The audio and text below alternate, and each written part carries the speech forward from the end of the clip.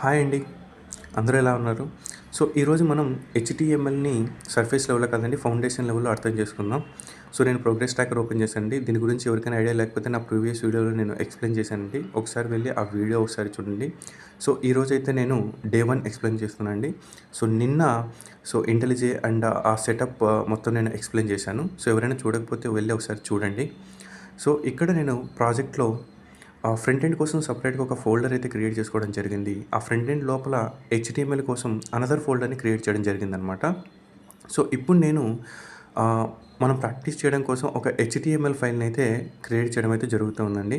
So, ఎవరికైనా కన్‌ఫ్యూజన్‌గా ఉంటే ఈ హెచ్‌టీఎంఎల్ ఎలా సెటప్ చేసుకోవాలి, ఈ ప్రాజెక్ట్ సెటప్ ఇదంతా నేను లాస్ట్ వీడియోలో కంప్లీట్‌గా నేను ఎక్స్‌ప్లెయిన్ చేశానండి. సో, ఎవరైనా చూడకపోతే ఒకసారి వెళ్ళి ఆ వీడియోని చూసి దీన్ని కంటిన్యూ చేయండి. సో, హెచ్‌టీఎంఎల్ అనేది హైపర్ టెక్స్ట్ మార్కప్ లాంగ్వేజ్ అండి. ఇది ప్రోగ్రామింగ్ లాంగ్వేజ్ కాదు. సో, ఇది స్ట్రక్చర్‌ని డిఫైన్ చేయడానికి ఉపయోగిస్తాము.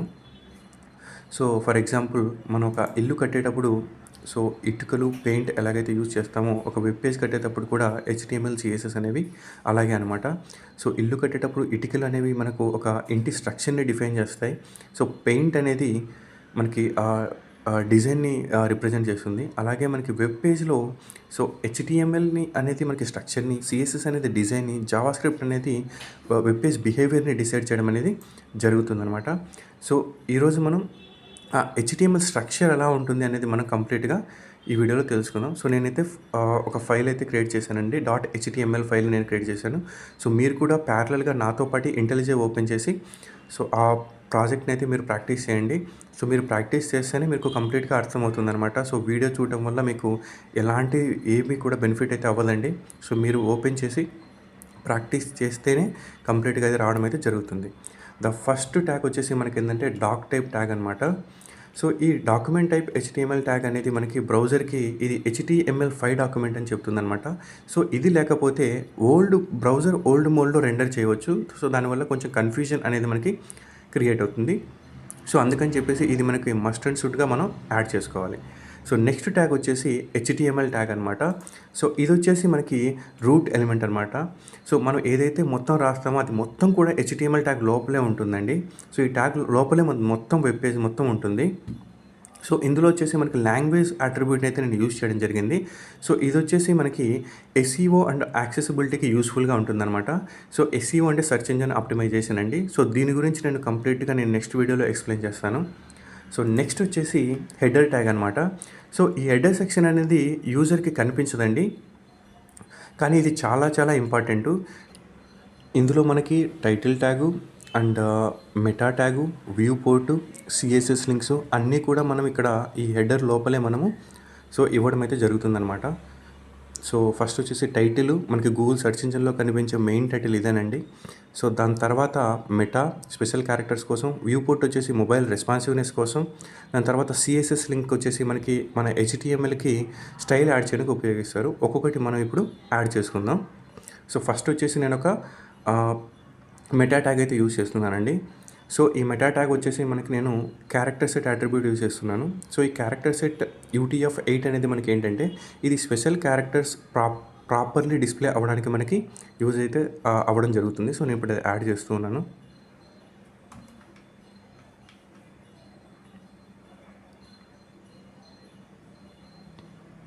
సో, ఇదైతే యాడ్ అయిపోయింది.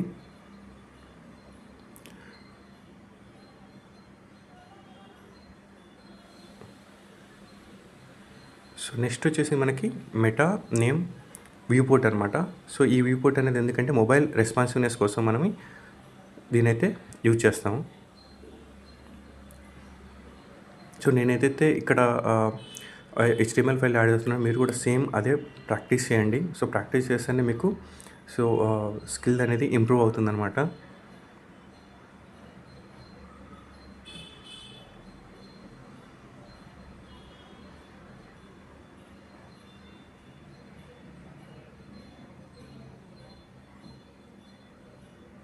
ఓకే.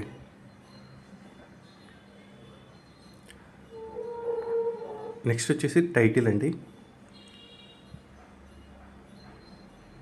మన HTML ఫైల్ యొక్క టైటిల్ అనేది నేను ఇక్కడ యాడ్ చేస్తున్నాను. HTML బేసిక్స్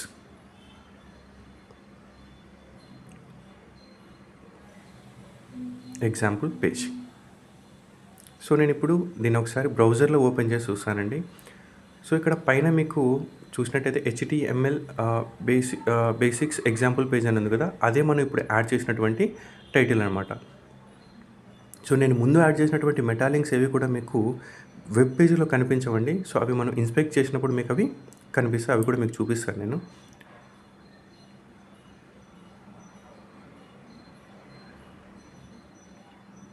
సో మన వెబ్ పేజ్కి కావాల్సినటువంటి డిస్క్రిప్షన్ కూడా నేను ఇక్కడ యాడ్ చేయడం అయితే జరుగుతూ ఉంది.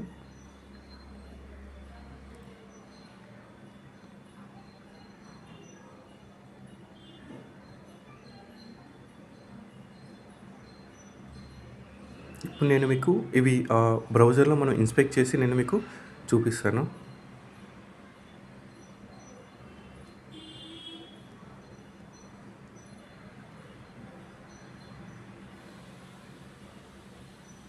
ఓకే. సో రైట్ క్లిక్ చేసి మౌస్ మీద ఇన్స్పెక్ట్ ఆప్షన్ మీద క్లిక్ చేయండి.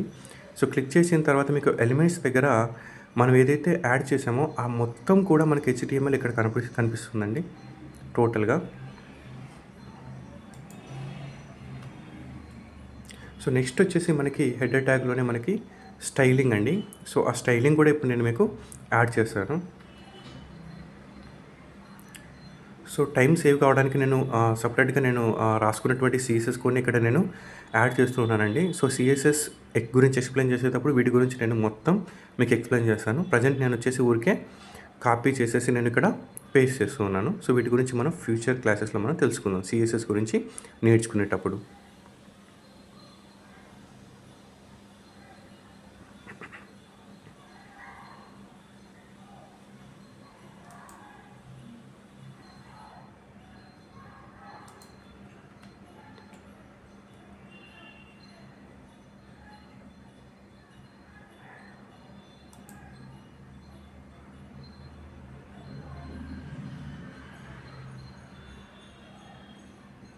ఓకే. సో నెక్స్ట్ వచ్చేసి మనకి బాడీ ట్యాగ్ అండి. సో యూజర్కి కనిపించే కంటెంట్ మొత్తం ఉండేది కూడా మనకి బాడీ ట్యాగ్ లోపలే అనమాట. సో హెచ్టీఎంఎల్ మొత్తం ట్యాగ్స్ మీదే ఆధారపడి ఉంటుంది. సో ఆ ట్యాగ్స్ బట్టి మనకి స్ట్రక్చర్ అనేది బిల్డ్ చేసుకుంటూ వెళ్తాం అనమాట, ఆ ట్యాగ్స్ తీసుకొని మనం. సో నేను ఇప్పుడైతే బాడీ ట్యాగ్ అనేది మనం యాడ్ చేశానండి నేను. సో ఈ బాడీ ట్యాగ్ లోపల మనం యూజర్కి కనిపించే డేటా మొత్తం ఇక్కడే యాడ్ అవుతుందండి. సో నేను ఒక సెక్షన్ ట్యాగ్ని తీసుకున్నాను, ఒక సెక్షన్ని. సో ఆ సెక్షన్ లోపల నేను ఒక హెడర్ ట్యాగ్ని తీసుకున్నానండి. సో హెడర్ ట్యాగ్స్ కోసం మనకి హెచ్1 నుంచి హెచ్6 వరకు అయితే ఉంటాయండి ఆప్షన్స్. సో నేను ఇక్కడ హెచ్2 ట్యాగ్ అయితే తీసుకోవడం జరిగింది. సో హెచ్1 వచ్చేసి నేను టైటిల్ కోసం కూడా యూజ్ చేస్తూ ఉంటారు చాలామంది, మెయిన్ పేజ్ కోసం. సో ఇక్కడ వచ్చేసి సో మనం యాడ్ చేసినటువంటి హెచ్2 ట్యాగ్ అనేది మనకి ఇక్కడ వచ్చేసిందండి, అబౌట్ హెచ్టీఎంఎల్ అనేటువంటి హెచ్2 ట్యాగ్.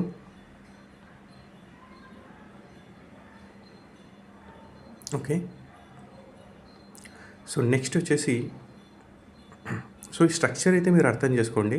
సో బాడీ లోపల వచ్చేసి మనకి సెక్షన్, సో సెక్షన్ లోపల హెచ్2, సో హెచ్2కి ప్యారలల్గా మనకి పీ ట్యాగ్ అనమాట. సో పీ అంటే మనకి ఏంటంటే పేరాగ్రాఫ్ అనమాట.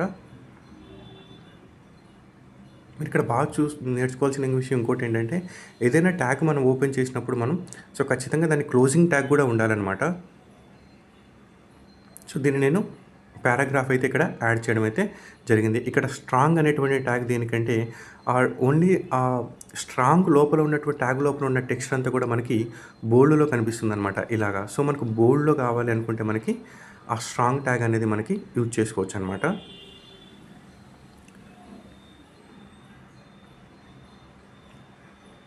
సో నెక్స్ట్ వచ్చేసి మనకి నేను ఇంకో సెక్షన్ అయితే తీసుకోవడం జరిగిందండి, రెండో సెక్షన్. సో ఈ సెక్షన్లో నేను ఎక్స్ప్లెయిన్ చేసేది ఏంటంటే, మనం ఆర్డర్ లిస్ట్ అనేది మనం ఎలా తీసుకోవాలి, సో ఆర్డర్ లిస్ట్ యొక్క ట్యాగ్స్ మనం ఎలా రాసుకోవాలి అనేది చూద్దాము.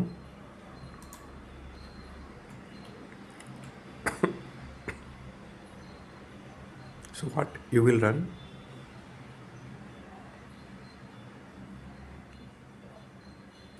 ఈ రెండో సెక్షన్లో మెయిన్ హెడర్ కోసం నేను హెచ్2 ట్యాగ్ యూజ్ చేశానండి. దాని తర్వాత ఇంకో హెడర్ కోసం మనకి మామూలుగా ఆర్డర్ లిస్ట్ వచ్చేసి మనకి 2 టైప్స్ అండి, unorder list, order list. So మనకి అనార్డర్ లిస్ట్ కోసం నేను H3 ట్యాగ్ యూజ్ చేశాను. సో ఈ అనార్డర్ లిస్ట్ కోసం మనం యూజ్ చేయాల్సింది ఏంటంటే యూఎల్ అనమాట. సో ఈ యూఎల్ యూజ్ చేసి మనం అనార్డర్ లిస్ట్ యొక్క మనం లిస్ట్ని అయితే మనం ప్రిపేర్ చేసుకుంటాం HTMLలో. సో ఈ అనార్డర్ లిస్ట్ లోపల వచ్చేసి మనకి ఎల్ఐ ట్యాగ్ అనమాట. ఈ ఎల్ఐ ట్యాగ్ వచ్చేసి మనకి లిస్ట్ని రిప్రజెంట్ చేస్తుంది. సో మనకి అనార్డర్ లిస్ట్ అనేది మనకి వెబ్ పేజ్లో మనకి ఎలా రిప్రజెంట్ అవుతుందో ఒకసారి చూద్దాం. సో యూ కాదండి, యూఎల్, అది యూఎల్, సారీ. ఓకే, సో ఇప్పుడు మనం ఓపెన్ చేద్దాం HTML ఫైల్ని బ్రౌజర్లో. సో అనార్డర్ లిస్ట్ అంటే మనకి ఆ విధంగా డాట్స్ లాగా వస్తుందండి.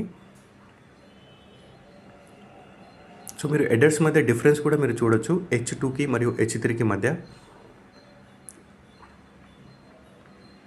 సో నెక్స్ట్ వచ్చేసి మనకి ఆర్డర్ లిస్ట్ని మనం క్రియేట్ చేసుకుందామండి. సో ఇప్పుడు మనం అనార్డర్ లిస్ట్ చూసాం కదా, సేమ్ అలాగే మనకి ఆర్డర్ లిస్ట్ ఎలా వస్తుందో మనం ఇప్పుడు మనం చూద్దాం. సో ఇది సపరేట్ సెక్షన్ క్రియేట్ చేసి H3 ట్యాగ్లో వచ్చేసి మనకి ఆర్డర్ లిస్ట్ అనమాట.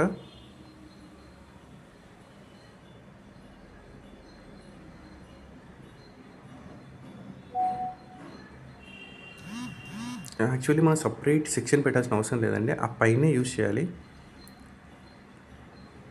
సో అనార్డర్ లిస్ట్ ట్యాగ్ కింద మనమైతే ఒక H3 ట్యాగ్ పెట్టేసి సో ఆర్డర్ లిస్ట్ అని చెప్పేసి మనం ఆర్డర్ లిస్ట్ ట్యాగ్ మనం యాడ్ చేసుకోవచ్చు అనమాట. సో ఆర్డర్ లిస్ట్ ట్యాగ్ వచ్చేసి మనకి OL అనమాట.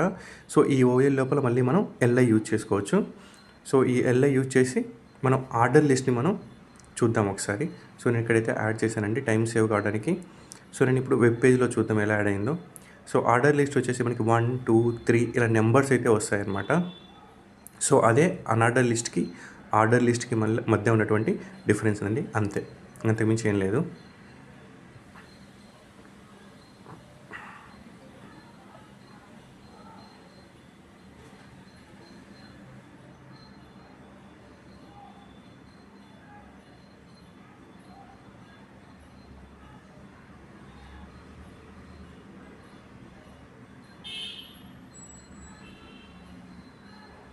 సో నెక్స్ట్ వచ్చేసి నేను ఇంకొక సెక్షన్ అయితే తీసుకోవడం జరిగిందండి. ఇది వచ్చేసి 3వ సెక్షను. సో ఈ 3వ సెక్షన్లో వచ్చేసి మనకి హెడర్, సో లింక్స్ని ఎలా మనం యాడ్ చేసుకోవాలన్నమాట. మనకు వెబ్ పేజ్లో కనిపించే లింక్స్ని మనం ఎలా యాడ్ చేసుకోవాలి.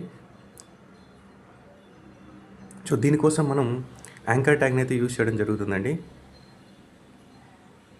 సో ఫస్ట్ పేరాగ్రాఫ్ తీసుకొని విజిట్ అని పెట్టాను. సో ఒక ఫార్మాట్లో రాస్తూ ఉన్నాను, బట్ మనం లింక్ యాడ్ చేసేటప్పుడు మాత్రం యాంకర్ ట్యాగ్ యూజ్ చేసేసి HREFలో మనం ఏదైతే లింక్ మనం కావాలనుకుంటున్నామో, నాకు అమెజాన్ లింక్ కావాలి, ఆ HREFలో అమెజాన్ లింక్ని నేను పేస్ట్ చేశానండి. పేస్ట్ చేసేసి టార్గెట్ ఈక్వల్ టు బ్లాంక్ పెట్టేసేయండి. సో ఇప్పుడు మనకు వెబ్ పేజ్లో ఆ లింక్ యొక్క హెడర్ అనమాట, అంటే మనకు ఆ లింక్ డైరెక్ట్గా కనిపించదండి. సో అమెజాన్ వెబ్ లింక్ అని నేను ఇక్కడ యాడ్ చేస్తాను, అమెజాన్ వెబ్సైట్ లింక్ అని యాడ్ చేస్తాను. సో ఇది మాత్రమే యూజర్ కనపడుతుంది, బ్లూ కలర్లో హైలైట్ అవుతుందన్నమాట. సో యూజర్ వచ్చేసి ఎప్పుడైతే దాని మీద క్లిక్ చేస్తాడో అప్పుడు అది మనం ఏదైతే లింక్ని మనం దానికి లింక్ చేసామో యాంకర్ ట్యాగ్లో HREFలో, సో ఆ లింక్ డైరెక్ట్గా మనకి ఓపెన్ అయితే వేరే బ్రౌజర్లో ఓపెన్ అయితే కావడం జరుగుతుంది. సో అది మీకు ఒకసారి నేను ఇప్పుడు చూపిస్తాను.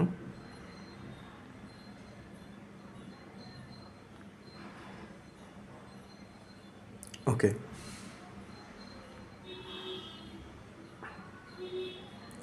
ఇప్పుడైతే కింద మీకు వచ్చేసిందండి యూజ్ఫుల్ లింక్స్ అని చెప్పేసి వచ్చేసింది కదా, మనం ఏదైతే యాడ్ చేసామో అది వచ్చేసింది. So only Amazon website link మాత్రం బ్లూ కలర్లో బ్లింక్ అయితే ఉంది కదా. సో దాని మీద క్లిక్ చేశారంటే మనం ఏ లింక్ అయితే యాడ్ చేస్తే ఆ లింక్కి అది వెళ్తుందన్నమాట, నావిగేట్ అవుతుందన్నమాట.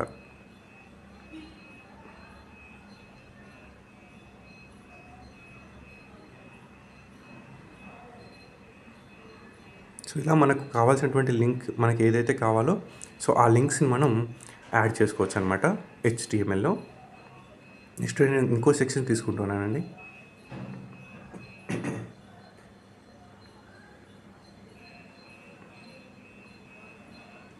సో ఈ సెక్షన్లో మనం ఒక ఇమేజ్ని మనం ఎలా యాడ్ చేసుకోవాలో మనం చూద్దాం.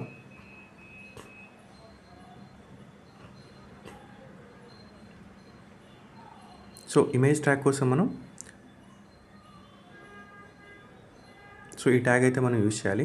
ఇక్కడ ఎస్ఆర్సీ అని చెప్పేసి ఒక సెక్షన్ ఉంటుందండి. ఇందులో వచ్చేసి మనం దేన్నైతే నువ్వు డిస్ప్లే కావాలనుకున్నావో ఫోటో లింక్ ఆ ఫోటో నేమ్ వచ్చేసి ఇక్కడ మనం యాడ్ చేసుకోవచ్చు. అంటే మనకి లింక్‌ని కానీ, ఆ ఎస్ఆర్సీ లింక్‌ని కానీ, లేదంటే అది మీకు ఆ ప్రాజెక్ట్‌లోనే ఉంటే ఆ ప్రాజెక్ట్ యొక్క పాత్ వచ్చేసి మనం అక్కడ మెన్షన్ చేయాలన్నమాట.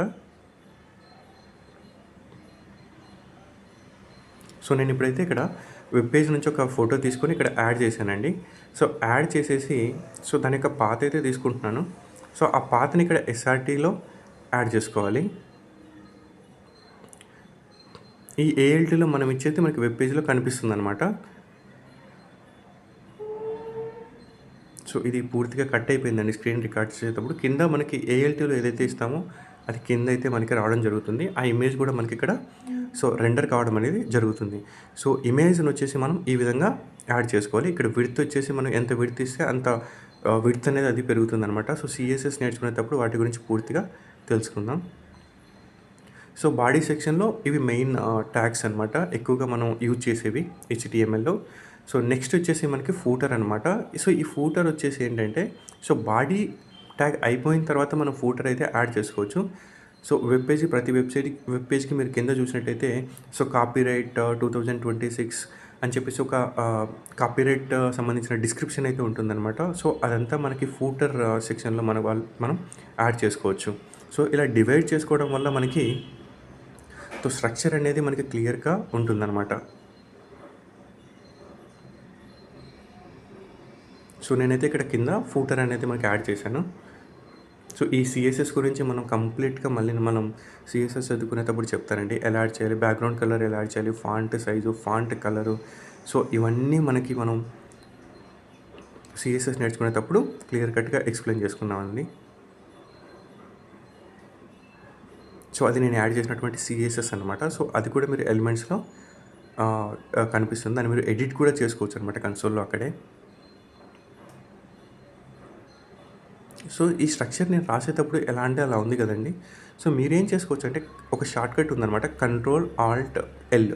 సో Ctrl-Alt-L కొట్టారంటే మనకి ఆ స్ట్రక్చర్ మొత్తం ఒక నీట్గా మనకు ఫామ్ అవుతుందన్నమాట. సో ఎలాంటి డిస్టర్బెన్సెస్ లేకుండా ఒక నీట్గా ఆటోమేటిక్గా కరెక్ట్ అయిపోద్ది అనమాట స్ట్రక్చర్ అనేది. సో బ్యూటిఫై అయిపోద్ది. సో ఈ షార్ట్కట్ అయితే గుర్తుపెట్టుకోండి, Ctrl-Alt-L. సో ఇప్పుడు నేనైతే ఏదైతే యాడ్ చేసానో నా కోడ్ మొత్తం నేను నా ప్రాజెక్ట్లోకి నేను కమిట్ చేసుకుంటూ ఉన్నాను. సో కమిట్ యాడ్ చేస్తూ ఉన్నానండి నేను. So Day 1 HTML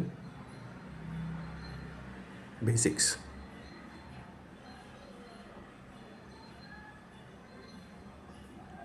so commit అయితే నేను చేస్తున్నాను.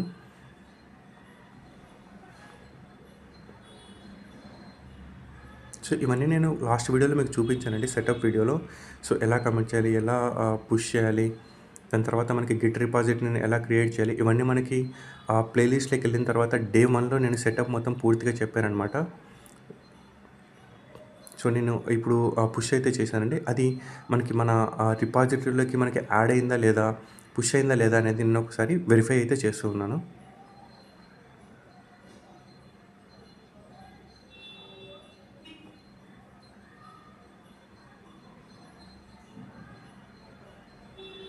సో నేనైతే గిట్‌ల్యాబ్ యూజ్ చేస్తున్నానండి. సో మీరు కావాలనుకుంటే గిట్‌హబ్ కూడా యూజ్ చేసుకోవచ్చు.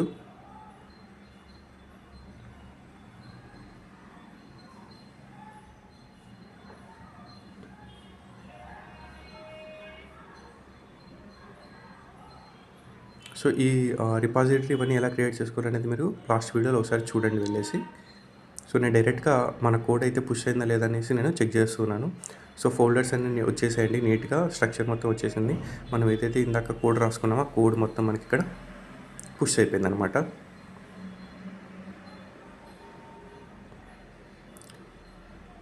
లేదు మనం అక్కడ చెక్ చేసుకోవడానికి కొంచెం ఇబ్బందిగా ఉందంటే ఇక్కడ మీకు ఆప్షన్ ఉంటుందండి, లెఫ్ట్ సైడ్ ఇది కట్ అయిపోయింది వీడియో రికార్డ్ చేసేటప్పుడు.